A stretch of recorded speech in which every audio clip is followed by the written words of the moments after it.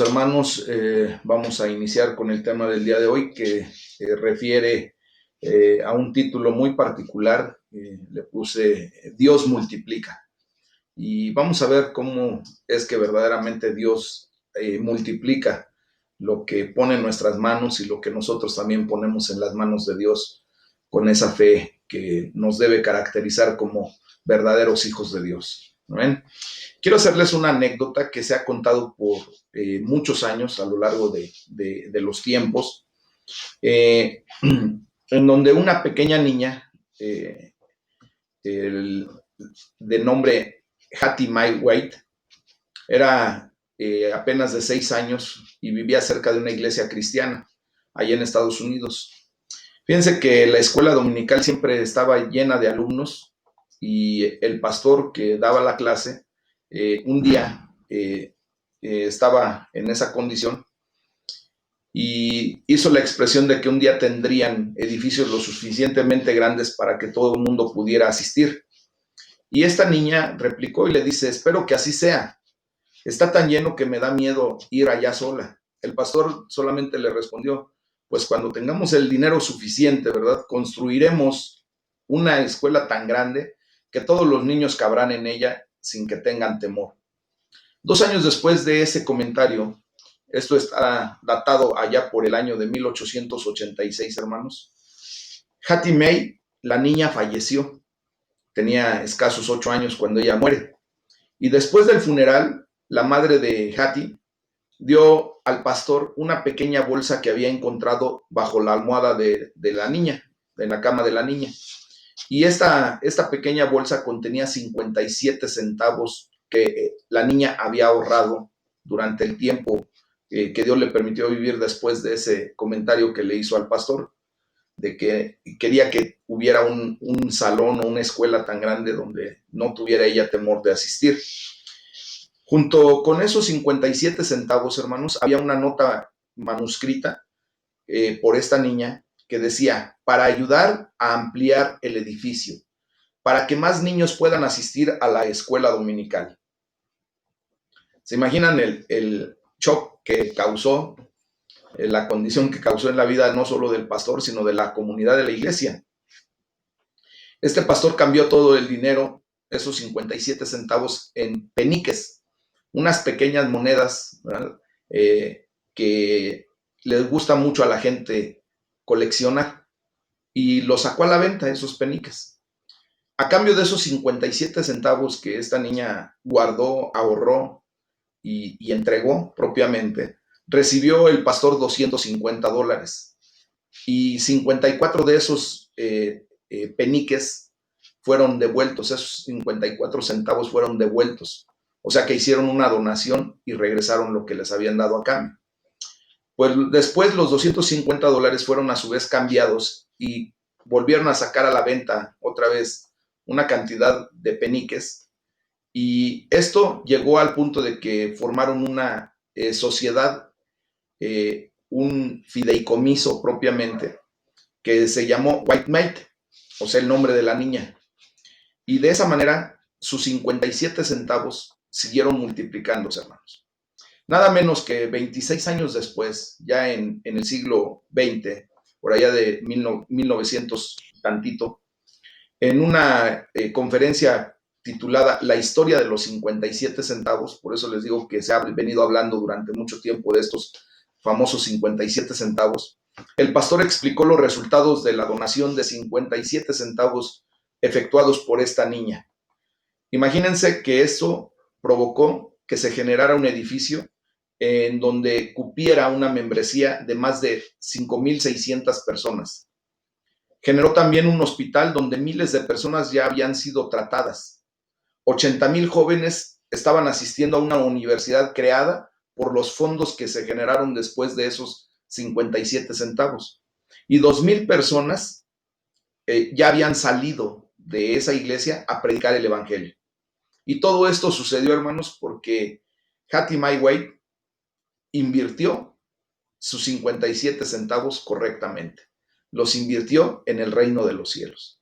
Entonces, amados hermanos, el tema de la multiplicación sale a lo largo de toda la Biblia. porque lo que no se puede lograr mediante la suma, Dios lo logra y provoca que nosotros logremos muchas cosas por la multiplicación. Nosotros siempre vamos a recoger lo que sembramos. Recuerden lo que la palabra de Dios dice bien muy claramente. No te mientas, Dios no puede ser burlado. Ciertamente lo que sembrares, eso cosecharás. Nosotros vamos a cosechar lo que sembremos, hermanos. Solamente que cuando sembramos en el área correcta, en la tierra fértil, a donde Dios nos llama a sembrar, que es en su reino, siempre vamos a recoger multiplicado muchas veces lo que tú y yo podamos sembrar en un momento dado. Porque lo que le damos al Señor, Él siempre lo multiplica. Él es el Dios de la multiplicación. Amén. Entonces vamos a ver cómo la palabra de Dios nos enseña todo esto. Y les voy a invitar a que vayamos al libro de los Salmos. Vamos a estar en el Salmo número 25 y vamos a leer y a estudiar un poquito desde el versículo 16 al 22. Para eso voy a compartir la pantalla y vamos a ver el tema de Dios multiplica. Amén. Quiero asegurarme que de verdad estoy compartiendo la pantalla y no después ande yo como la vez pasada. Ya se compartió. Ok. Dice la palabra de Dios ahí en el Salmo 25 del 16 al 22. Y está diciendo, mírame y ten misericordia de mí, porque estoy solo y afligido. Las angustias de mi corazón se han aumentado. Sácame de mis congojas. Mira mi aflicción y mi trabajo, y perdona todos mis pecados. Mira mis enemigos, cómo se han multiplicado y con odio violento me aborrecen. Guarda mi alma y líbrame. No sea yo avergonzado, porque en ti confié. Integridad y rectitud me guarden, porque en ti he esperado. Redime, oh Dios, a Israel de todas sus angustias. Amén. Entonces, amados hermanos, aquí vamos a ver qué es lo que la palabra de Dios nos quiere dar a entender con esto que acabamos de leer. Y vamos a ver cómo la multiplicación de bendiciones también trae multiplicación de dificultades. ¿Por qué? Porque tú y yo hemos empezado a entender que estamos en una gran guerra espiritual. Y cuando Dios multiplica las bendiciones, pues el enemigo se interesa mucho en nuestra vida. Porque ahora, al momento de venir a los pies de Cristo, reconocemos que el enemigo no tiene parte ni suerte en nuestra existencia y verdaderamente le declaramos la guerra al cambiarnos de bando, al hecho de que Dios nos rescata y nos saca de ese mundo de tinieblas en el que tú y yo andábamos y nos traslada a su mundo de luz admirable, pues el enemigo no se queda quieto, hermanos. Y no le gusta quedarse quieto porque obviamente tú y yo vamos a multiplicar las bendiciones que Dios trae a nuestras vidas, porque el Señor nos va a enseñar y justamente lo que estamos aprendiendo el día de hoy. Por lo tanto, el enemigo, desgraciadamente para él, pues va a empezar a tener mayores pérdidas. Y obvio es que él va a procurar que tú y yo nos desviemos de lo que Dios establece para nuestras vidas en multiplicación, en bendición, y va a traer dificultades y problemáticas a nuestras vidas. Vamos a ver cómo Jesús prometió a sus seguidores una multiplicación de bendiciones, pero también hace una advertencia de que junto con las bendiciones vendrían los problemas. Eso lo vamos a ver en un momento ahí en Marcos 10:30. Él declaró que todo aquel que le siguiera recibiría al 100 por 1 en esta vida, aunque sí con persecuciones. Entonces, sobre advertencia, sabemos que no hay engaño. Dios nos advierte porque sabe perfectamente bien que el enemigo no se iba a quedar quieto. Y Dios le dio autoridad al mismo enemigo para que actuase en contra nuestra en situaciones muy particulares. Recuerden lo que pasó con Job, recuerden con lo que pasó con los grandes personajes de la Biblia. Y pues tú y yo no estamos exentos, porque Satanás sabe que tú y yo nos podemos convertir. Y Dios nos quiere convertir en esos grandes personajes de la Biblia en el día de hoy, para que tú y yo escribamos el libro de los Hechos de una manera excepcional, en una manera en que la gloria de Dios se va a manifestar aquí en la tierra por las acciones que nosotros emprendemos, porque tú y yo estamos aprendiendo a sembrar correctamente en el reino de los cielos, así como esta niña que sembró sus 57 centavos, que para mucha gente pudiera ser una cosa ridícula, ¿verdad? Para Dios no. Lo que tú siembres, Dios lo va a multiplicar de una manera excepcional y el enemigo lo sabe. Fíjense bien que en este salmo que acabamos de leer, el Salmo 25, David expresa cómo crecen sus angustias en su corazón. Lo vimos ahí en el versículo 17 y en el 19. Y luego le dice, mira, Señor, cómo se han multiplicado mis enemigos. Tal parecía o tal pareciera que el hecho de que nos acercamos a Dios es sinónimo de traer a nuestra vida enemistades, contiendas y situaciones que uno no quisiera, ¿verdad? El mismo salmista habla de soledad, de aflicción, de angustia y hasta de desazón. Él siente que ya no puede, ¿verdad? Pero cuando Dios bendice, hermanos, quiero decirles que las dificultades y las persecuciones también tienden a incrementarse. Cualquier tipo de liderazgo conlleva oposición. Cuanto mayor sea la responsabilidad, más se multiplicarán las dificultades y los detractores, aquellas personas que aborrecen tu ministerio, que aborrecen tu actividad, que aborrecen tu persona, pues aumentarán. Y es lógico, porque obviamente empiezas a hacer las cosas correctamente. Quiero decirles que si ustedes han sentido oposición, si han sentido de alguna manera ese choque, han sentido que la gente de repente los empieza a ver en muchas ocasiones como enemigos, no se preocupen. Jesucristo dice claramente que Él ha vencido al mundo y esa victoria nos las ha dado a través de la fe. Y nosotros tenemos que empezar a caminar por fe. No importa cuántos adversarios se levanten en contra tuya. Y no me refiero necesariamente al vecino o a la gente que está a tu alrededor. El enemigo se levanta como tu adversario y va a mandar legiones de demonios, legiones de entes espirituales malignos para tratar de desestabilizar tu condición. Pero Jesucristo fue muy claro cuando dice, en el mundo tendrán aflicción, pero no teman, yo he vencido al mundo. Entonces, en ese sentido, nosotros tenemos que verdaderamente confiar en que Dios nos va a dar siempre la victoria. No importa qué tanto se levante el enemigo en contra tuya, no prevalecerá su condición porque Dios nos ha dado la victoria. Amén. Entonces, aquí en el versículo 20 que acabamos de leer y el 21, David ora al Señor pidiendo su ayuda para protegerlo y rescatarlo. ¿Qué tenemos que hacer en consecuencia tú y yo? Justamente eso, orar a Dios para que nos proteja y nos rescate de cualquier ataque del enemigo, de cualquier condición en la que el enemigo quiera manifestarse. Cuando estemos bajo ataque, hermanos, pues debemos intentar actuar siempre con integridad, con rectitud y con fe, porque eso es lo que verdaderamente provoca que el Señor venga y se levante a favor de nosotros como el poderoso gigante que es. Y entonces aquí declaramos a Jehová Nisi, ¿verdad? Que Él es nuestro estandarte y Él va delante de nosotros. Él va abriendo la brecha, va allanando nuestros caminos, va limpiando el camino para que tú y yo caminemos sin tanto problema, ¿verdad? Entonces tú y yo tenemos que hacer lo correcto sin importar lo que la gente diga o piense. Simplemente tú haz lo correcto y te vas a dar cuenta de que Dios te va a dar la victoria en todo momento. El ejemplo que puedo dar ahorita es la situación que se está viviendo no solamente en nuestro país, desgraciadamente, sino prácticamente a nivel mundial con respecto a la condición de las leyes nuevas que se están promulgando acerca de la igualdad de género y todas esas situaciones. Cuando tú y yo nos levantamos en contra de ese tipo de manifestaciones, obviamente el enemigo siempre va a venir a hacer un rechazo y se opone y empiezan a señalarnos que somos legalistas, que somos muy mochos, que nosotros deberíamos respetar las decisiones que tome cualquier persona, que nosotros no tenemos por qué meternos. Pero déjame decirte que tú y yo tenemos que hacer lo correcto, aunque mucha gente se levante en contra nuestra.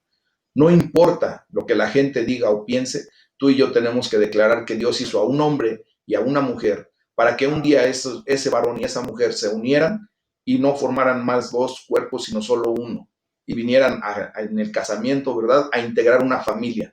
Dios estableció la familia como la base, núcleo de nuestra sociedad, y tú y yo tenemos que estar siempre proclamando esa verdad, no importando lo que la gente diga o piense. Entonces, aquí nosotros tenemos que orar constantemente y de pedirle al Señor que cuando nos enfrentemos a la oposición, porque la va a haber, que nos ayude a hacer lo correcto, sin importar el costo de las consecuencias, hermanos. Sin importar las consecuencias o el costo que tengamos que pagar.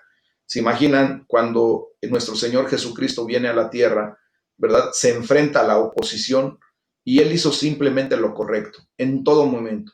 Y no le importó pagar el costo ni las consecuencias que tuvo que vivir por el hecho de haber hecho siempre lo correcto y que fue lo que ganó para nosotros algo tan increíblemente maravilloso como es el perdón de nuestros pecados y la vida eterna. Entonces tenemos que ir caminando como el Señor Jesucristo caminó en su momento, para que de esa manera vayamos nosotros experimentando a Dios en todo momento, hermanos. En ese sentido, vamos a ver cómo Dios multiplica los recursos, cómo Dios hace ese milagro de la multiplicación de recursos. Para ello, pues vamos a leer en el Evangelio según Marcos, que hemos estado estudiando últimamente, ahí en el capítulo 7, de los versículos 31 en adelante y en el capítulo 8 hasta el versículo 13. Vamos a leer un poquito, pero vale la pena esta lectura. Dice, volviendo a salir de la región de Tiro, vino por Sidón al mar de Galilea y pasando por la región de Decápolis, y dice, y le trajeron un sordo y tartamudo y le rogaron que le pusiera la mano encima. Y tomándole aparte de la gente, metió los dedos en las orejas de él y escupiendo tocó su lengua. Y levantando los ojos al cielo gimió y le dijo, Efata, es decir, sea abierto. Al momento fueron abiertos sus oídos y se desató la ligadura de su lengua y hablaba bien. Y les mandó que no lo dijesen a nadie, pero cuanto más les mandaba, tanto más y más lo divulgaban. Y en gran manera se maravillaban diciendo, bien lo ha hecho todo. Di conmigo, Dios hace bien todo. Amén. Dice, hace a los sordos oír y a los mudos hablar. En aquellos días, como había una gran multitud y no tenían qué comer, Jesús llamó a sus discípulos y les dijo, tengo compasión de la gente, porque ya hace 3 días que están conmigo y no tienen qué comer. Y si los enviare en ayunas a sus casas, se desmayarán en el camino, pues algunos de ellos han venido de lejos. Sus discípulos le respondieron, ¿de dónde podrá alguien saciar de pan a estos aquí en el desierto? Él les preguntó, ¿cuántos panes tienen? Ellos dijeron, 7. Entonces mandó a la multitud que se recostase en tierra, y tomando los 7 panes, habiendo dado gracias, los partió, y dio a sus discípulos para que los pusiesen delante. Y los pusieron delante de la multitud. Tenían también unos pocos pececillos, y los bendijo, y mandó que también los pusiesen delante. Y comieron, y se saciaron, y recogieron de los pedazos que habían sobrado 7 canastas. Eran los que comieron como 4,000 y los despidió. Y luego entrando en la barca con sus discípulos vino a la región de Dalmanuta. Vinieron entonces los fariseos y comenzaron a discutir con él pidiéndole señal del cielo para tentarle. Y gimiendo en su espíritu dijo, ¿por qué pide señal esta generación? De cierto les digo que no se dará señal a esta generación. Y dejándolos, volvió a entrar en la barca y se fue a la otra ribera. Amén. Entonces, amados hermanos, quiero decirles que Dios tiene un plan perfecto y una forma de multiplicar lo que ponemos en sus manos de una manera increíble. Y Dios siempre hace las cosas bien. Siempre va a hacer las cosas bien. Tú y yo tenemos que caer en esa gran confianza de saber y entender y aceptar que Dios siempre está haciendo las cosas bien. A lo mejor en este momento estás pasando por situaciones de dificultad que tú pudieras decir, es que yo no creo que Dios haga las cosas bien si me está pasando todo esto. Quiero decirte que a final de cuentas, cuando menos te esperes, Dios te va a dar la salida y te vas a dar perfectamente bien cuenta de que lo que te sucedió siempre fue para bien, que Dios tenía el control de la situación y que Dios está obrando siempre haciendo lo correcto para tu vida. Amén. Entonces, en este pasaje que acabamos de leer, hermanos, vemos la extraordinaria multiplicación de la provisión de Dios. Jesús alimentó a los 4,000 con 7 panes y unos cuantos peces, y los discípulos recogieron 7 canastas llenas de pedazos que sobraron. Pero lo que es más interesante es que Jesús no se limitó a hacer un milagro. Lo primero que hizo fue involucrar a sus discípulos. Y Dios quiere involucrarte a ti, porque ahora tú te has venido a convertir en un discípulo de Jesucristo. Al momento de querer entender y saber lo que Dios dice en su palabra, cuando empiezas a estudiar la palabra, cuando entras en tu comunión íntima con Dios, Dios empieza a hacer las cosas correctamente para tu vida, porque tú te conviertes en su discípulo y te empieza a involucrar. Entonces, el Señor Jesucristo los llama para explicarles lo que quiere hacer, como leímos ahí en el versículo del 1 al 3 del capítulo 8 de Marcos. Les permite pensar en una solución a la manera de ellos, ¿verdad? Quizá con la esperanza de que recordaran cómo dieron de comer a 5,000 en aquel momento, en cuanto leímos Marcos 6 del 30 al 44, se recuerdan cuando el Señor Jesús le da de comer a 5,000 varones, más a todos los niños y mujeres que iban con ellos. Entonces, Jesucristo quiere provocar en nosotros que siempre estemos recordando cómo Él obra a nuestro favor, hermanos. Cómo Él ha hecho cosas increíbles por nosotros. Y Dios lo va a hacer otra vez. Entonces, tenemos que caer en la confianza de que si Dios lo hizo una vez, y no solamente en nuestra persona, sino lo que declara la palabra de Dios, y lo ha hecho en muchas personas, Dios lo va a volver a hacer.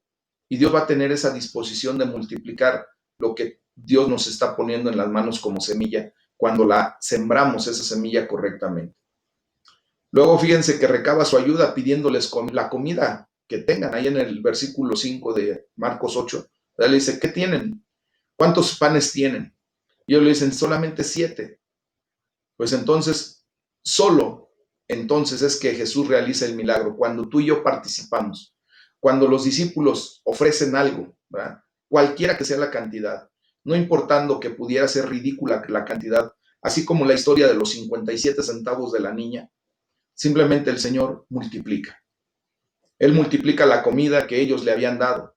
Él multiplicó los 57 centavos que esa niña por fe estuvo dispuesta a guardar por espacio de 2 años. Obviamente reconocemos que en 1880 57 centavos no es la gran fortuna, pero no es lo que ahora consideramos propiamente como 57 centavos, ¿verdad? Pero era una cantidad ridícula, hermanos. Entonces, cuando nosotros hacemos lo que nos corresponde, Dios se hace Dios y empieza a hacer lo que le corresponde a Él. Nosotros tenemos que hacer lo que humanamente podemos hacer, ¿eh? Lo elemental, lo básico. Y Dios hará lo extraordinario a través de nosotros. Por eso es importante que tú y yo aprendamos estas lecciones, hermanos, porque de alguna manera tú y yo tenemos que empezar a participar en el reino de los cielos y empezar a generar lo básico, lo que a ti y a mí nos corresponde hacer, y permitir que Dios haga lo extraordinario. Tú te vas a dar cuenta de esa verdad. Fíjense que entonces, incluso entonces hace que los discípulos ayuden distribuyendo la comida. Dios nos va no solamente a provocar que seamos nosotros los que detonemos esos milagros, esa multiplicación, sino que ahora también nos va a pedir que nos involucremos en todo eso. Obviamente, al involucrarnos, hermanos, como decíamos hace rato, el enemigo de nuestras vidas va a traer oposición. Va a haber gente que se quiera oponer porque el enemigo influencia a personas con un espíritu débil para ponerse en contra de lo que estamos haciendo. Pero quiero decirles que a Jesús le encanta implicarnos en sus planes y en su obra. Entonces, nosotros debemos de estar más que agradecidos y debemos sentirnos orgullosos verdaderamente, hermanos, porque es un privilegio en el que el Rey de Reyes, el Señor de Señores, considere nuestra vida apta para ayudarle. ¿Te imaginas? ¿Te imaginas que ahorita el presidente de la República viniera y te dijera, oye, apóyame porque necesito de tu ayuda, porque sé que tú puedes hacer las cosas y porque más nadie va a poder hacerlas como tú? Eso es lo que en este momento el Señor Jesucristo quiere que tú y yo sepamos. Él está viniendo a nuestras vidas para decirnos, hey, apóyame, yo te necesito, porque yo sé los dones y talentos que puse en tu vida y sé perfectamente bien que nadie va a poder hacer lo que tú eres capaz de hacer. porque no hay nadie que se repita a tu persona, y lo que tú no hagas o lo que tú dejes de hacer, más nadie lo va a poder hacer como tú. Entonces necesito. Es un privilegio el hecho de que nosotros podamos escuchar de voz de nuestro Dios Todopoderoso, del que técnicamente no necesita nada ni a nadie para hacer todas sus maravillas, sus obras y desplegar todo su poder, escucharle decir que nos necesita. Somos importantes para Él, hermanos. Entonces, fíjense que el papel de los discípulos, de ti, de mí y de aquellos discípulos que estuvieron presencialmente con nuestro Señor Jesucristo, parece ser muy pequeño, ¿verdad? El papel que podemos desempeñar tú y yo pareciera ser muy pequeño comparado con lo que Jesús es capaz de hacer. Y es verdad, pero Dios puede hacer muchísimo con una cantidad muy pequeña, con algo de lo poco que podamos aportar tú y yo al reino de los cielos. El Señor es capaz de hacer cosas increíbles. Y eso de hablar del reino de los cielos equivale también a decir lo que Dios puede hacer en nuestra vida en el área física, en el área económica, en el área material. Entonces, tú y yo tenemos que aprender a aportar. Sea lo que sea que le des a Dios, Él siempre lo va a multiplicar. Él no es también un Dios deudor. Él no se va a quedar con nada de lo que tú y yo aportemos, porque él lo va a multiplicar, y muchas veces, y más bien siempre, nos los va a devolver en todas esas bendiciones que provocamos que se generen a través de lo que tú y yo aportamos, de lo que tú y yo sembramos. El pasaje de hoy, como vieron, comenzó con otro milagro de nuestro Señor Jesucristo.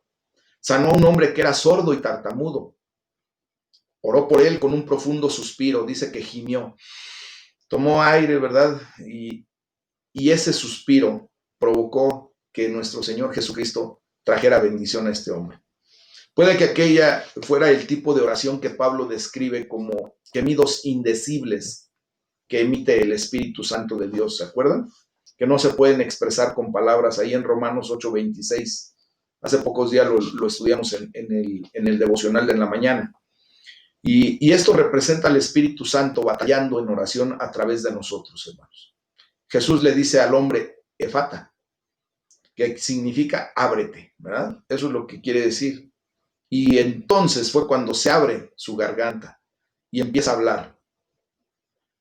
¿Qué es lo que sucede, hermanos? Que cuando nosotros tenemos un encuentro personal con nuestro Señor Jesucristo, no le basta más que dar una sola orden, una sola palabra, para que tú y yo podamos llevar nuestra vida de una manera increíblemente diferente, que vengamos a una transformación en nuestra vida.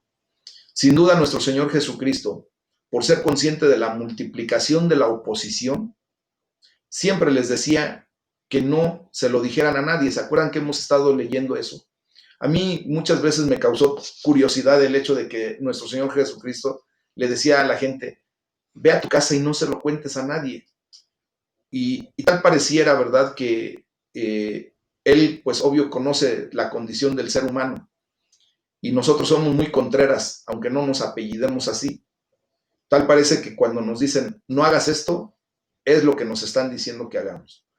Pero la gloria sea para el Señor, porque a final de cuentas, pues se expande la palabra de Dios. Dice que pasó por Decápolis. No sé si se recuerden de el joven que era atormentado por legión, por un espíritu, ¿verdad? Una legión de espíritus, y que el Señor Jesucristo lo sana, lo libera, y esos espíritus fueron mandados a un hato de cerdos, a más o menos 2000 cerdos, y ellos se despeñaron a la mar. Y después este hombre se va a Decápolis y le dice, vete, pero no le digas a nadie, solamente vete a tu casa. Nada más cuéntales las grandes maravillas que Dios ha hecho. Y este hombre pues nada más evangeliza propiamente a 10 ciudades de esa región. Y es por donde pasa nuestro Señor Jesucristo y nuevamente hace milagros. ¿Qué es lo que está pasando aquí, hermanos? Que vemos que cuanto más nuestro Señor le prohibía a la gente decirlo, tanto más lo seguían propagando. Y se genera oposición. Cuando nosotros empezamos a declarar las virtudes, las maravillas, eso que Dios está haciendo en nuestra vida, el enemigo influencia a mucha gente para que nos empiecen a rechazar y haya oposición. Porque lejos de ver lo bueno que es el que Dios esté obrando en nuestras vidas, lo ven como si fuera algo equivocado, algo malo. Entonces, nosotros tenemos que esperar eso, hermanos. Después del milagro de la multiplicación, Jesús despidió a las multitudes para poder concentrarse en un grupo más pequeño de sus discípulos. Dios quiere concentrarse contigo el día de hoy. Dios quiere concentrarse con esta iglesia local. Y a pesar de que las necesidades de las grandes multitudes eran incontables, ¿verdad? Las necesidades de evangelización, las necesidades de sanidad. Ahorita vemos cómo muchísima gente necesita de la sanidad que solamente Dios puede traer. Jesús le da una prioridad muy grande en el tiempo que pasa con un pequeño grupo de líderes. Y es lo que Dios quiere provocar en nosotros. Él quiere concentrarse en nosotros para que después tú y yo seamos capaces de transmitir lo que Dios está haciendo y lo que Dios puede hacer, la multiplicación que Dios puede traer a nuestras vidas. Entonces, fíjense que a pesar del milagro de la multiplicación y de todos los demás milagros que el Señor Jesucristo realiza, no todo el mundo creyó, ¿verdad?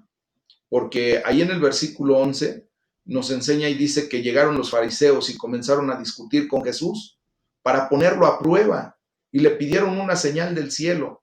¿Habrá acaso oposición en ese comentario? Sí.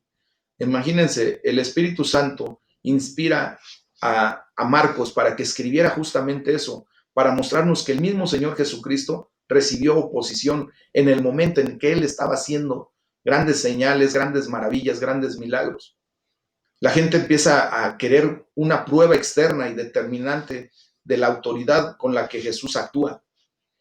Ellos estaban ciegos espiritualmente y eran incapaces de reconocer las grandes señales que Dios había hecho en ese momento. Ustedes pueden ver que se podía pensar que alimentar a 4,000 hombres con unas pocas hogazas de pan, con un puñado de pececitos, habría sido una gran señal y más que suficientemente obvia. Pero, ¿qué pasa cuando el enemigo ciega el entendimiento de la gente que está viendo y no ve? Los fariseos vieron esas señales, esos milagros, y todavía le querían pedir más, de alguna manera, otro tipo de señales. Querían elegir sus propias señales, y Jesús se negó a hacerlas. ¿Por qué? Porque Jesucristo no vino a ser el títere de nadie. Imagínense que al mismo Satanás le dijo que no iba a hacer nada de lo que el enemigo le estaba pidiendo. ¿Se acuerdan cuando le dice, a ver, en este momento convierte las piedras en pan y come, ya que vienes de un ayuno de 40 días? ¿Y qué le dice nuestro Señor Jesucristo? No solo del pan vivirá el hombre, sino de toda palabra que salga de la boca de mi Padre. Entonces, ¿qué sucede? El enemigo siempre va a venir en contrapunto, a venir a hacer un punto de choque a nuestras vidas. Si lo hizo con nuestro Señor Jesús, ¿qué nos espera a nosotros? Pero no tengamos temor, hermanos. Jesucristo venció y esa victoria nos las ha dado a nosotros. Entonces, hoy en día, hermanos, sigue siendo verdad que los milagros no siempre conducen a la fe. La gente con frecuencia descarta los milagros pensando que tiene que haber otra explicación para poder entender lo que sucede. ¿Cómo podrían explicar el cambio radical de una vida, de una persona que ha venido siendo terriblemente mala, que actúa en contra de la sociedad, que roba, que mata, y que de repente nuestro Señor Jesucristo le sale al encuentro y tiene esa transformación y empieza a ser una persona bondadosa, que empieza a tener actitudes y conductas diferentes? ¿Cómo se podría explicar eso? La ciencia lo ha tratado de explicar, los psicólogos han tratado de explicar eso, hermanos, pero no abren sus ojos espirituales para poder ver que el poder de Dios se manifestó en esa persona y eso fue lo que trajo a cambio.